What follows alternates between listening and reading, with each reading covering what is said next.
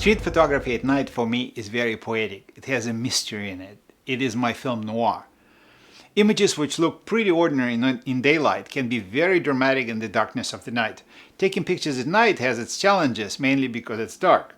So I build my compositions around available sources of light. I also see it in a different point of view. If during the day I like my pictures to have a feeling of being inside the situation, participating in them, at night I prefer to be an observer from outside.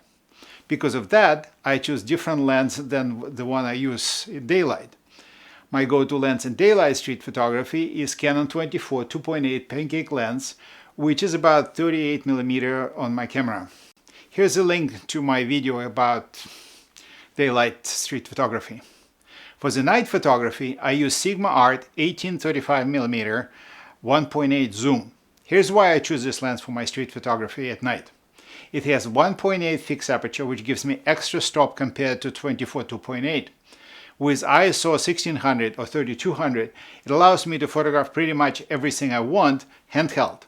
Because it is zoom lens, I have more flexibility in my compositions. 1835 translate into 2956 lens in full frame, giving me the range from wide angle to normal lens. I also like the image quality when shooting wide open. It is soft and silky, very cinematic. The lens is pretty large and heavy, which helps me to stabilize the camera handheld. And at night, in the dark, the size of it is not the issue with people I photograph. I prefer to do all street photography at night in black and white. Color is difficult at night because most light sources on the street produce kind of greenish, yellowish light, not particularly attractive. There are many different kinds of light sources, and balancing them in post-production is next to impossible. Last night I went to Georgetown, Washington, D.C. to get some pictures for this video. This area usually has plenty of people and light at night. I found this scary-looking tunnel with interesting off-balance composition. It has a feeling like something is going to happen.